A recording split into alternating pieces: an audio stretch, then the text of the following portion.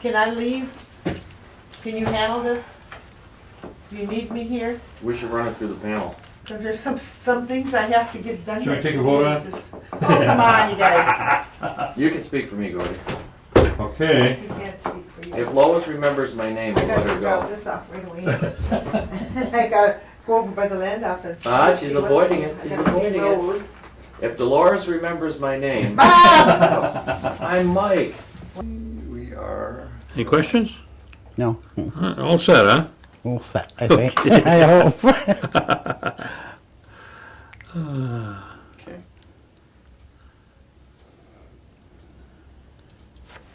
Anytime you're ready. All right. Marina? Marina, Marina. Marina, would you give us your name? And would you spell your name, please, and your maiden name? Marena, Marena, Annette, Pamanet, Pamanet. My maiden name is Danforth, Danforth. And your middle name, what was it? Annette, How do you spell that? Annette. Okay, your date of birth. September 11th, 1943. All right, give us the names of your mother and father and your mother's maiden name. My mother is Elfrida Green. She was a smith. Okay. And my father is Carl Danforth. Carl? Carl. Carl. Carl. All right. Now, do you remember your grandparents at all? Yes, I do. On my mother's side is Marena, Marena, Smith, and Milton Smith. On my father's side is John Danforth and Amy Danforth. Okay. Now, did you know either one of your grandparents? Both, I knew my grandma and Grandpa Smith fairly well. I remember I knew my grandma Danforth, but not too much about my grandpa Danforth. He died when I was quite young, about 5 years old. All right, let's talk about the your grandparents on your father's side, the Danforths. Mm-hmm. Where did they live? They lived on County Road H. I don't know if people know where Leslie and Eva Danforth live. Yes. That's where my grandma and Grandpa Danforth lived. He had like a small farm, and I know he had horses. I think the one was black, and can't remember what the other color was. Now, that's right on the corner of Ranch Road and H. Yes, Okay. And your grandfather, you remember him as being a farmer then? Yeah, I think so. I don't know if he really was, but just being there at the times that we were. Okay, and you say you're pretty young when he passed away. Yes, All right. Oh, what about your grandmother then? Do you remember her quite a bit? Yes, I remember her quite a bit, because she didn't smoke, she didn't drink, and she went to church all the time, and it seemed like she was old when I was little, and she was still old when I grew up. And she used to go cherry picking with us, or we go cherry picking with her. Do you know if she spoke the language? I don't know if she did or not. I never heard her speak. Okay. Do you remember her talking anything about her education background? No, but I remember she did. I do believe she was a cook at the school. The one at the what they call the parish hall now. Okay. Because I remember going in there and there was a stage there, and I'm pretty sure she told us that she was a cook there. And she used to come up to the cranberry marsh and cook for the rakers there. Her and my grandpa would come up there. And my grandpa did raking and my grandma would do the cooking. Do Do you remember how many children that your grandma and grandpa had? Let's see, my dad had Leslie, Donald, Guy, Exilda, Verna, and Grace. So, It would be 6 children. I see. And your dad, where did he fit in? I think he was the oldest. He was the oldest. Mm-hmm. All right. Was your dad a veteran? Kind of. He did get drafted into the service, but when he went to do his physical, they found out there was something wrong with his heart, so Oh, okay. they wouldn't let him stay in. But the rest of his brothers were all in the service. I don't know how long Leslie was in, but Guy and Donald both retired from the service. What kind of work then did your dad do? My dad, we didn't live around here. We lived in Wisconsin Rapids by the cranberry marshes. And he was just an all-around guy at the cranberry marsh because we lived there year-round. Oh. He raked cranberries, skinned mink, did dusting. He was a truck driver for the cranberry marsh and a mechanic. So, How many years did you live out towards the cranberry marsh? 18 years. 18 years. Okay. But I guess he was there before that. Okay. I think my mother said they were out there like 24 years. Oh, wow. Okay, then you don't remember your father's educational background then? Did he ever talk about it? I know he didn't finish high school. He may have finished 8th grade, but I don't think at that time the education wasn't so important as finding work. But he was smart, even though he didn't go to school that long. Mm-hmm. He could look at a piece of wood and tell you, well, it's 14 inches long. And he'd be fairly accurate. And he didn't need to, he could make things that, without having a pattern, just making them from scratch. How about your grandparents on your mother's side? You remember them? Oh, yeah. Mm-hmm. Okay, tell me their names again. Marena and Milton Smith Okay. And they lived on Ranch Road. on Ranch Road. Okay. I don't know if they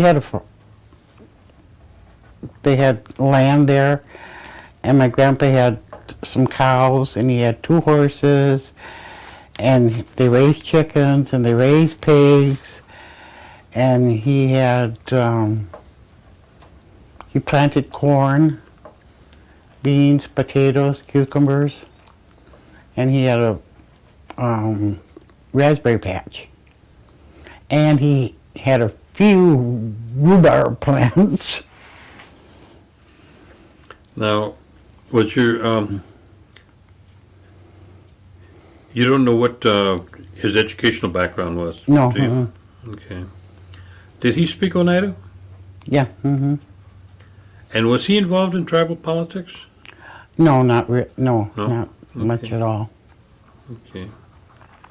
And so he worked primarily on the farm? Mm-hmm. Yeah. Yeah, I remember leading the horses when he'd plow, because he did it all by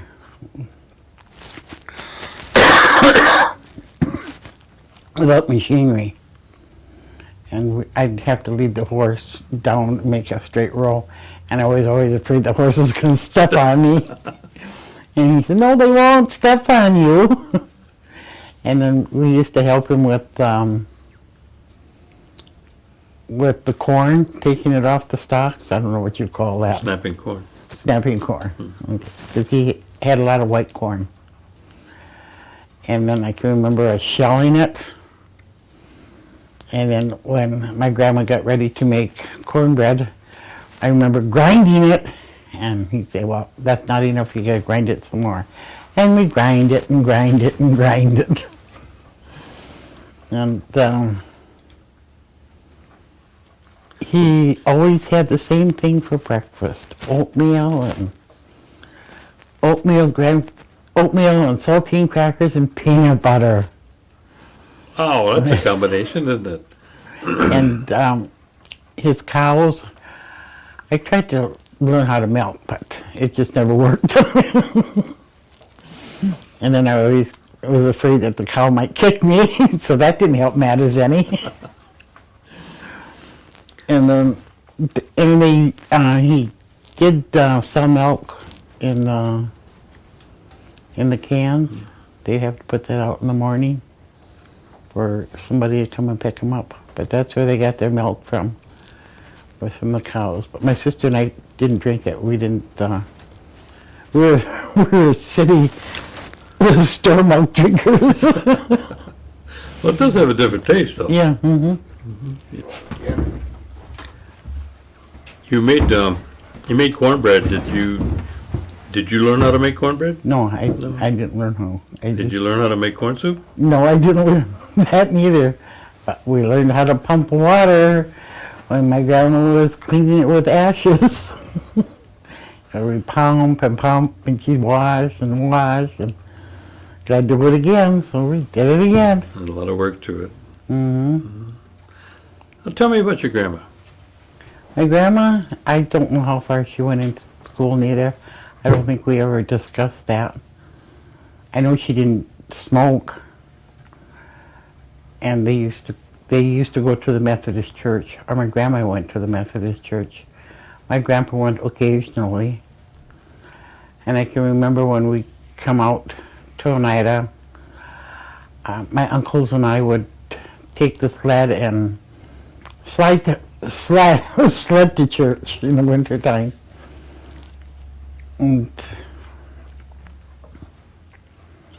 we'd have snowball fights and see, but in the barnyard, when it would snow, it would make a great big drift right through the middle of the barnyard, and go in there and dig tunnels.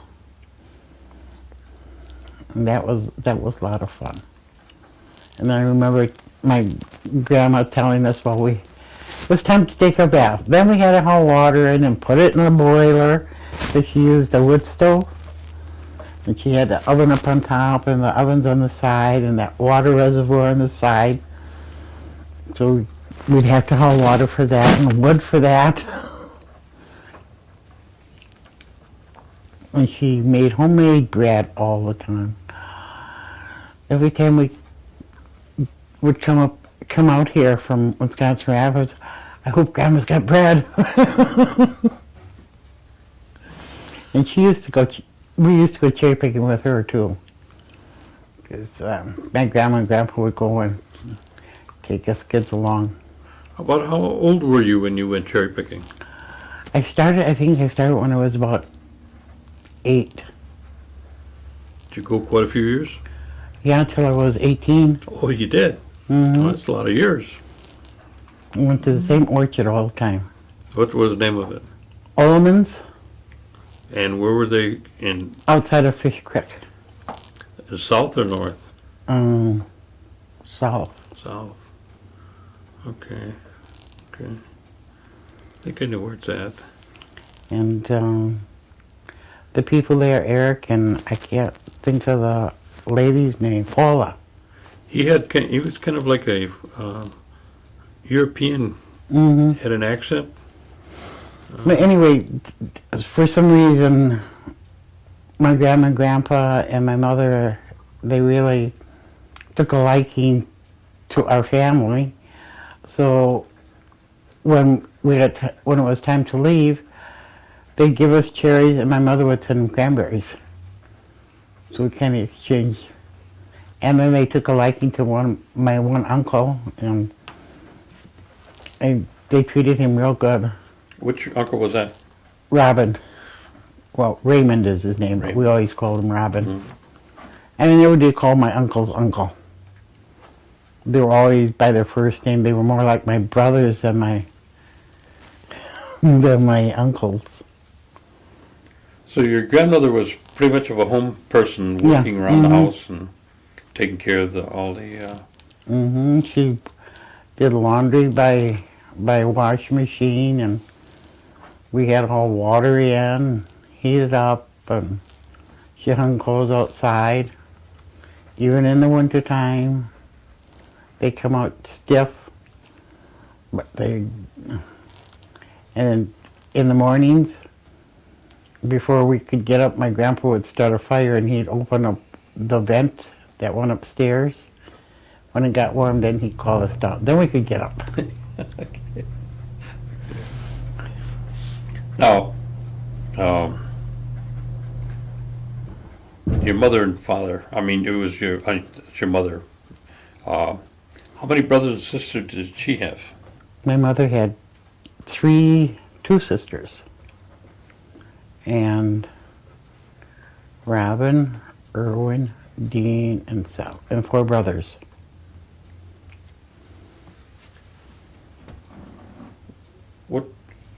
Which one was, oh, you mentioned Sal, huh? Mm-hmm. Okay. They called him Big Sal. Big Sal, right. Now, did your mother ever tell you about her education? She didn't finish high school, I know that. She had wanted to,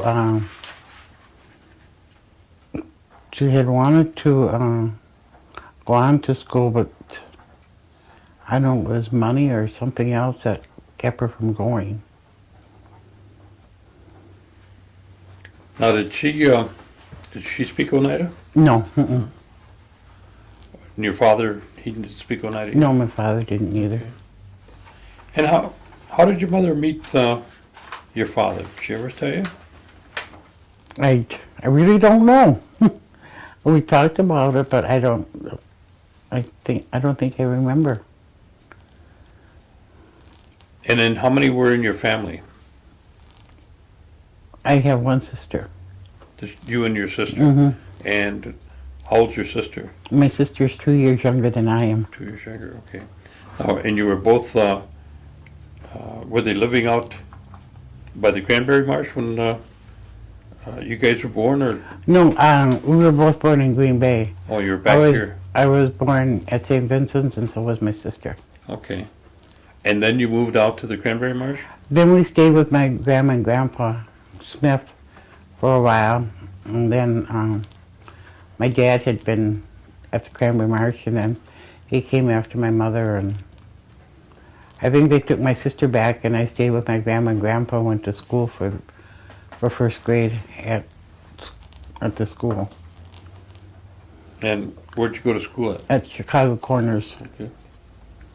and we had to walk. But in the wintertime, I didn't mind it because we would walk on the snowbanks. And then you moved to, Then when I think after I finished first grade, then I went home with my mother and dad. okay. Now, was there a lot of other Oneidas that worked in the Cranberry Marsh? There were a lot of them that came up to work for the cranberry season. Huh? But there was only 2 other Oneida families that lived on different cranberry marshes. And that was Gainers, and those were the Sickles, Pete Sickles and his wife Daisy and their family, and his brother Hiram Sickles and his wife Evelyn, I do believe. And did you start school out there then? Yeah, we went to a 2-room school. We used to have what we call the bus would come and pick us up, which would be a car, which was a car and a driver. But to us, that was our bus until we went into high school. See. And we stayed in the 2-room school till we were in 8th grade. And then they consolidated with Port Edwards, the high school in Port Edwards, and then everybody went there except because sixth, seventh, and eighth grade. No, seventh and eighth grade in at Port Edwards, and the rest of them stayed at Cranmore. Went to school there, and then the following year they all went. And where did you go to high school then? I went to John Edwards High School in Port Edwards. My sister did too. I graduated in 1962, and she graduated in 1963. And then from there, I went to 1 year at Haskell. And I didn't go back the second year because when we were talking about it, I thought it was you'd be able to pick your own program. Like you could take a business course or some other course, but it wasn't that way. You all took a business course or a nursing course. You didn't get your choice of like, I think I wanted to be a teacher at that time. So I didn't get what I wanted. And I'm not any good at shorthand. So you Because stayed I have to be too precise. Oh. And you can't do that. And you stayed at Haskell for 1 year? Yeah. Mm-hmm. Then what did you do? Then I came home here for the summer. I came to Oneida for the summer because my father had passed away in 1962, and they let my mother stay on the Cranberry Marsh till my sister graduated from high school in 1963.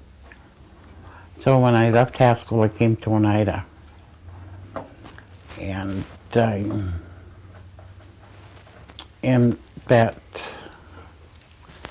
so that would be in 1963. And then I got married, and we went to California under that relocation Okay, what year did you get married? in 1963. 53. 63. And who did you marry? Gordon Senator. Okay.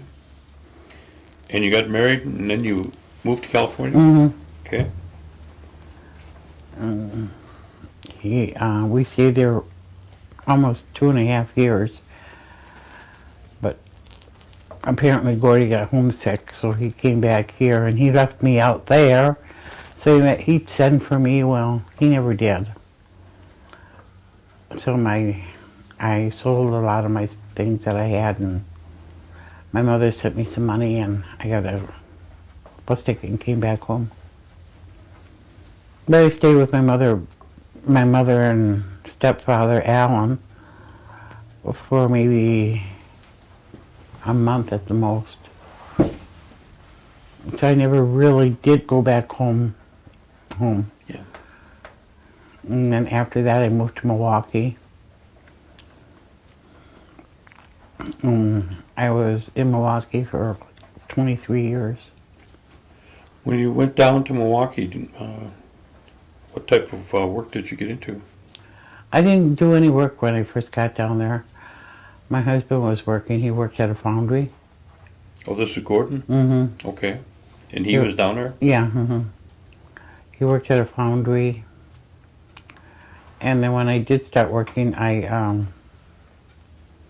would do housework in private homes because I needed the money right away, and they paid you in cash, and they paid your bus fare and that. And had I known what I know now, I would have started my own house cleaning business back then, because I was, well, right now I think in Green Bay they pay something like $5 an hour, like that. Back then in '63, I was getting that in '63. My bus fare, $5 an hour, plus my lunch. So, and had I known what kind of business that was, and if I was smart, I would have started my own business. But no, can't do that. So you went to housework, and how long did you do housework? I did it periodically, maybe for 5 years. Then I started working out of temporary employment agencies.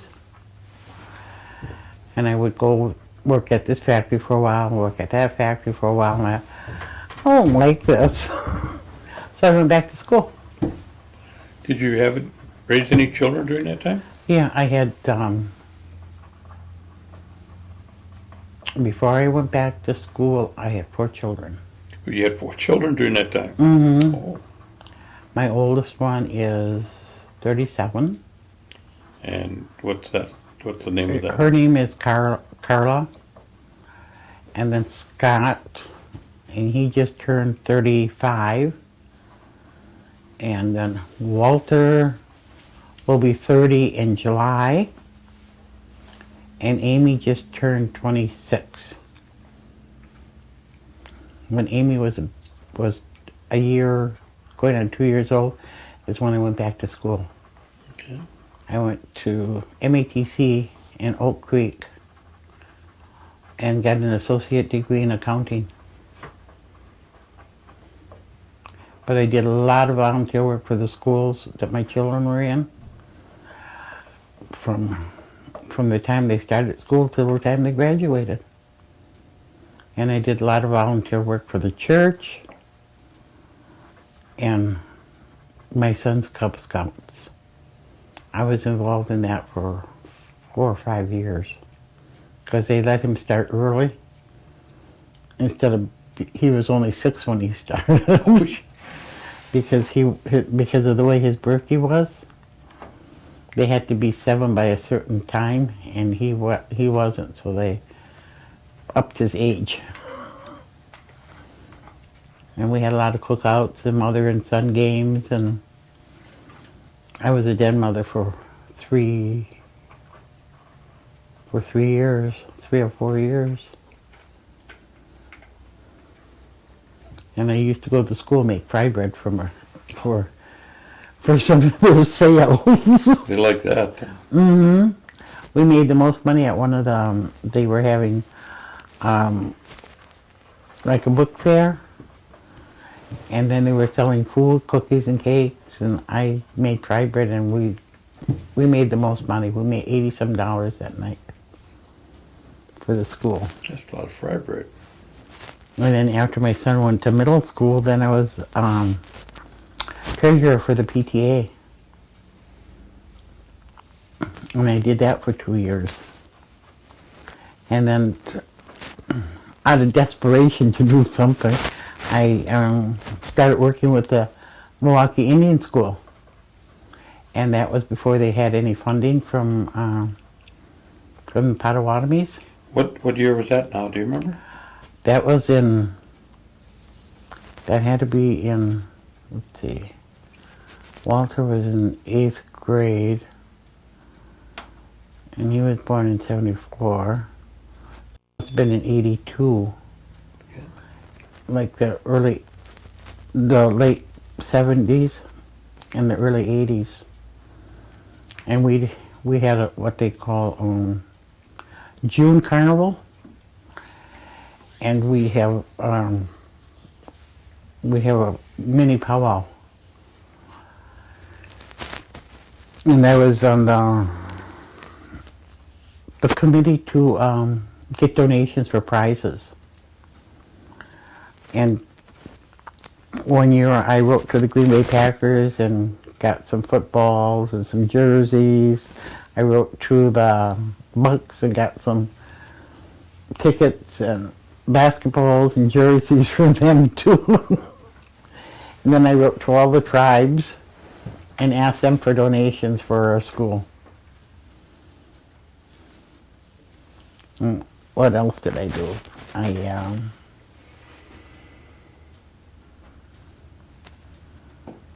It sounds like you're pretty busy. Mm-hmm. And for a while I was working 3 jobs. I was working 1 part-time job, 2 part-time jobs, and 1 full-time job. Plus raising the kids. And plus the kids. Well, how long did you stay in Milwaukee? Till 1993. July of 1993. Then I moved to Green Bay. And we've been living in Green Bay ever since.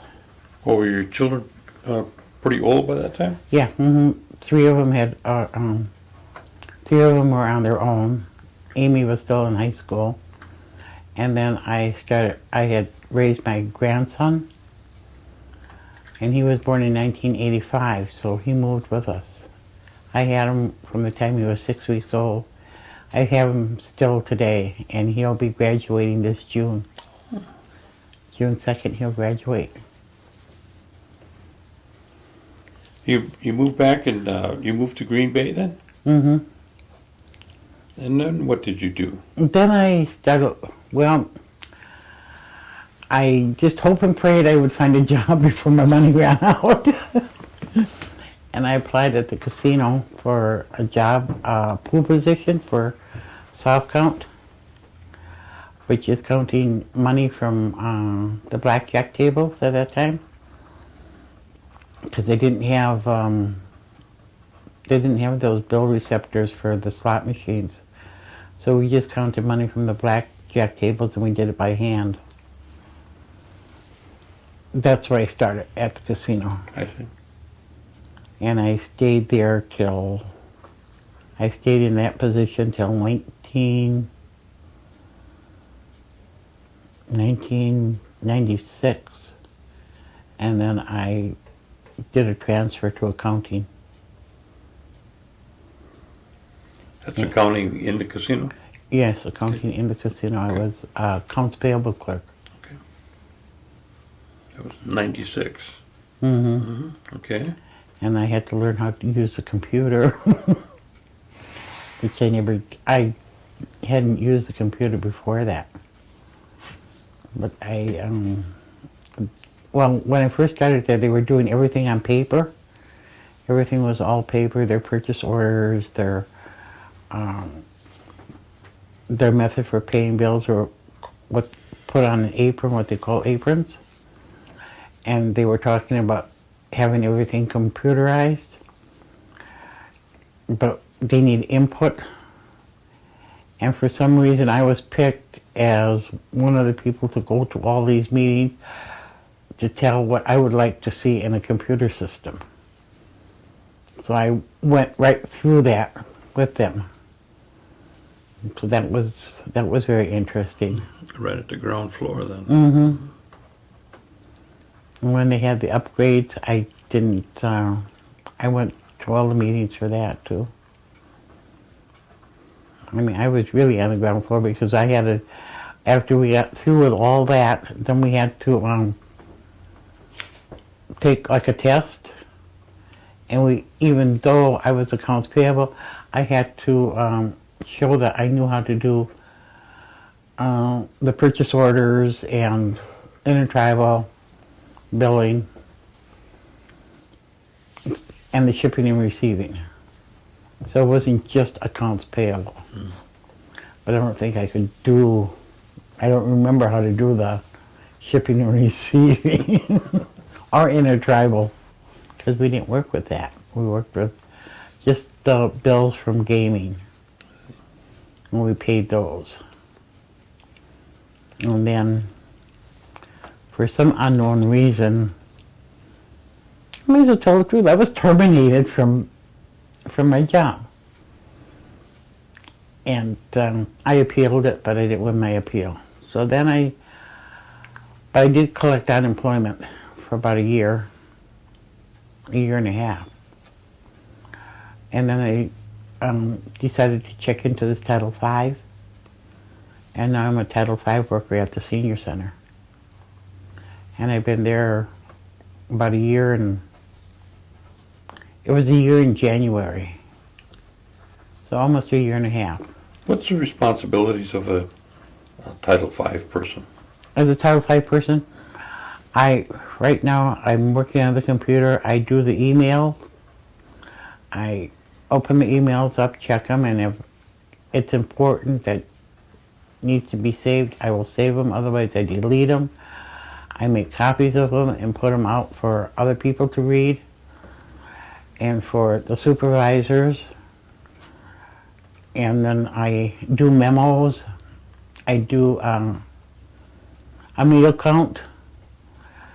we take all the people that come into the center and their name is put in on paper, and we check them off when they come in to eat. And they have, and as people come in, if they're not on there, then we add their name. And if they're 55 and older, we put their name on the. I put their name on the sheet, so they'll be added in for the next month. So even if they don't come for 4 or 5 months, and all of a sudden they start coming again, their name is on that sheet. And I do that for the Meals on Wheels, make their forms for that, and for the frozen meals, and for the nursing home meals. And then I do, I'll work for the maintenance part. I will, like today I just did a time in and time out for grass cutting. And then Robert will go in and, that was just for one truck. Because they have 3 different trucks, they have 3 different crews. So he'll want a time in and time out for each one of those trucks, and I'll go in and do that for him. Well, sounds like you're a busy person in this Title V. Yeah. Mm-hmm. And it's only part-time. Only part-time. Mm-hmm. Okay. And then I cleaned up all the files because they had files from 1999 still in the file cabinet, and there wasn't. You couldn't go any place with them. And then I was on the vestry for the church. I just got off from that this past January. And what church is that? Holy Apostles. I think that's it. But I do, I always told my kids this, I don't care if you don't get an education, as long as you learn respect for other people. And to me that was more important than learning to read or write. I don't know why. But to me, without the respect, you don't have anything. And now that but at the same time, I still think an education is valuable. I never learned how to speak Oneida, and sometimes I think I'm too old to learn. Well, you still got time. I want to go back to school again. I want to see if I can start my own business. Something I can do from home. And I don't know if I'd like to go into working with elders or being a tutor, because I did get real good grades in math, and there's a lot of games you can play with math. Like when we were growing up, not when we were growing up, when I was helping my children with their homework, my son would always ask me, Mama, what's 9 times 9? I'd say 81. I said, you know how you're going to remember that? I said, 9 plus 9 is 18. Turn it around, 81. And my daughter was sitting there listening to this, so when she started, she knew what 9 times 9 was. Well, that's a good trick. Mm-hmm. So we always associated something with what we were doing. Like my mother was helping us learn the capitals of the United States. Oh, we had everything. Like Colorado, CD, Carl Danforth. Okay, and Florida, Tallahassee, Tell a Horse.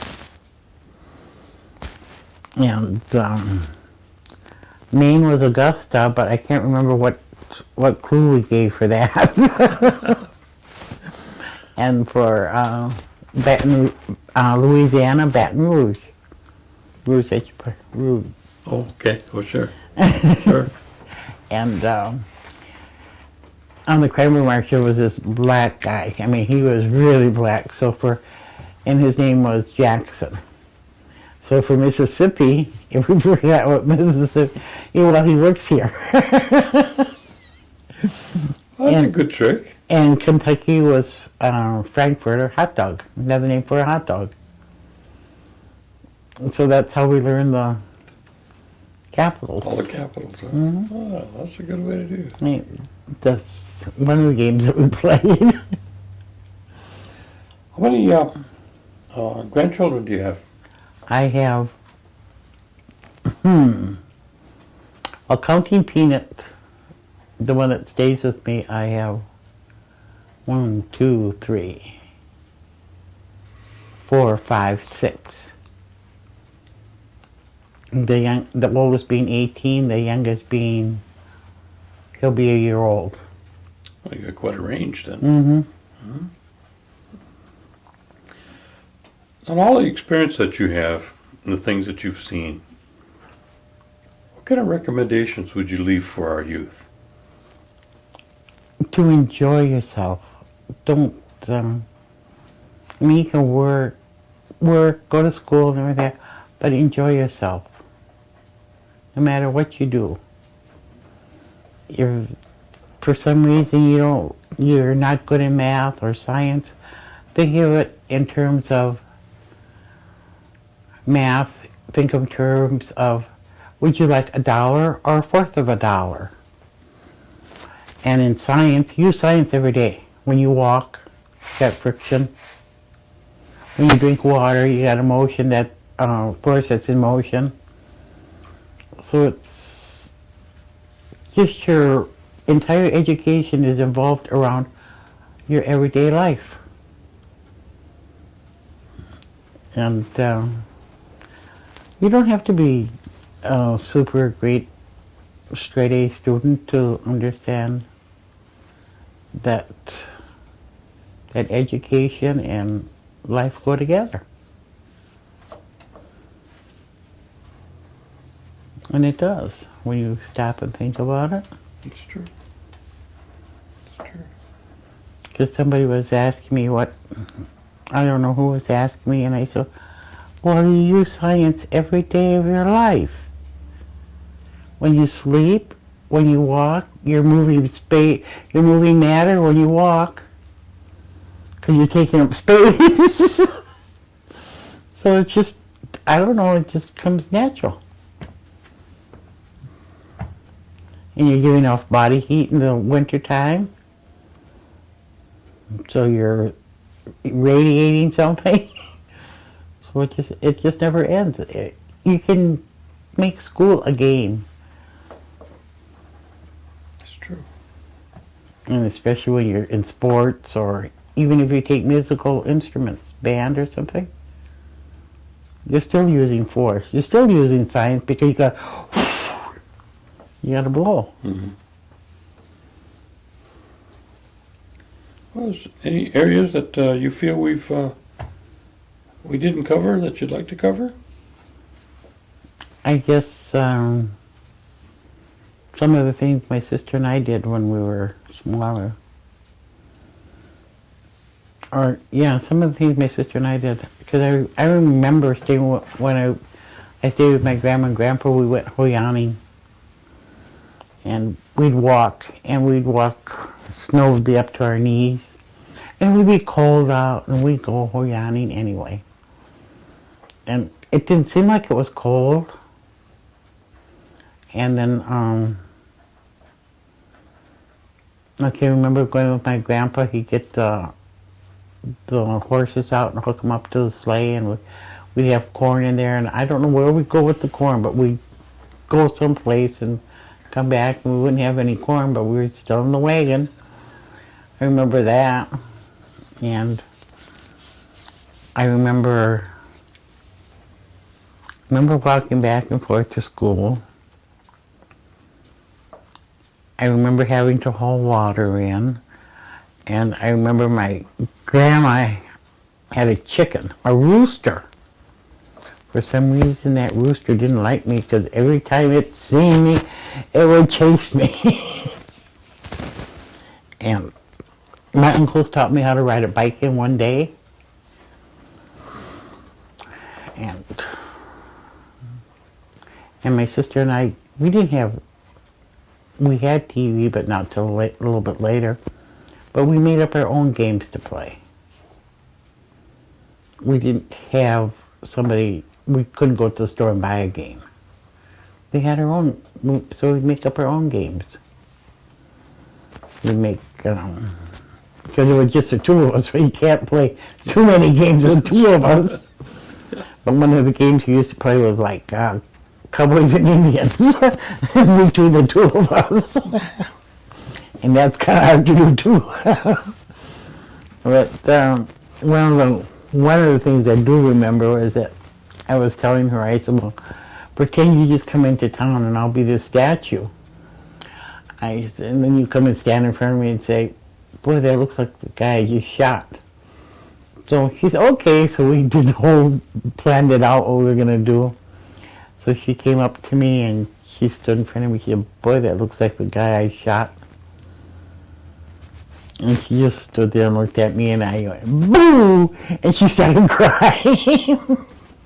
Then my mother wanted to know what was going on. What was going on? And she scared me. Oh, and I guess another thing is that when we were in the rapids, because most of the people there were there were a lot of white people, but there were also Winnebagos, and they were brought up to believe that because they were Indian, nobody liked them. But my mother never even told us that we were Indians, and the first day I went to school, I went home and told her that there were Indians at school. And so she had to tell me that I was an Indian too. But I didn't know that. So there's that, and when we go into town, the people in Wisconsin Rapids would treat my mother and dad differently than they would treat the Winnebagos. It seemed like when the Winnebagos came in, they like ignored them or didn't want to wait on them. So I think there was a lot of prejudice there. And then I remember another time we were coming back from cherry picking. My dad had went that year, and he stopped at some place up in 57 at a tavern, and we went in with him, my mother and my sister and I, and the people told him they didn't serve Indians. And my dad, like he was, he said, come, we're civilized sometime. And apparently the same couple that refused him a drink happened to stop in at White Eagles, and Elizabeth Pierce and Agnes Paulus were running the place. No, I take that back. It was Lorraine and her daughter Penny. Oh, okay. And my dad happened to be in there when these people came in, and he told Lorraine that those are the people that don't serve Indians. Lorraine looked at him and said, we don't serve white people. That's cute. That's cute. I remember little stories like that that my dad told or my mother told. And Well, we're glad that you could come down here today and share this with us. We really appreciate you doing this. Thank you. And like I say, once we get in the next couple of weeks, we'll get some dubs made, and we'll make sure that you get one, and then the other one will be in the possession of the tribe.